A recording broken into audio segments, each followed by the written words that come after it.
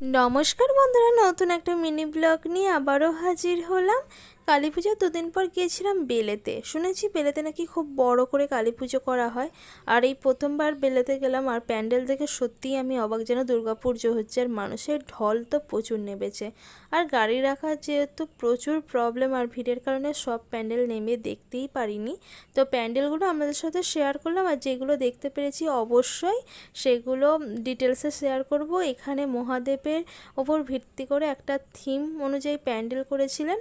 আর ভেতরে মানে শিব ঠাকুরের একটা নৃত্য প্রদর্শনী ছিল লাইভ, সেটাই আপনাদের সাথে ভিডিও মারফত শেয়ার করলাম। চলুন দেখতে থাকুন ভিডিওটা কেমন লাগলো।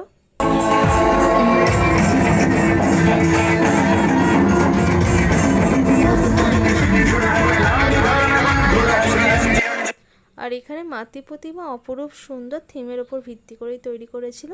আর কিছু দূর গিয়ে এই সহজ পাঠের ওপর থিম করে একটা প্যান্ডেল করেছিল, যেখানে সহজ পাঠ বইয়ের প্রত্যেকটা পাতার নানা ধরনের গল্প এখানে তুলে ধরা হয়েছিল। আর মাতৃ প্রতিমাগুলো অপরূপ সুন্দর, দেখে মন জুড়িয়ে যাচ্ছিল।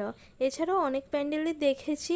আপনাদের এর পার্ট 2 করে একটা ভিডিও শেয়ার করব, কারণ লং হয়ে যাচ্ছে, তাই এখানেই ভিডিওটা কমপ্লিট করলাম। আর ভিডিওটা যদি ভালো লাগে লাইক, কমেন্ট, শেয়ার আর সাবস্ক্রাইব করবেন, আর বেল বাটনটা ক্লিক করবেন।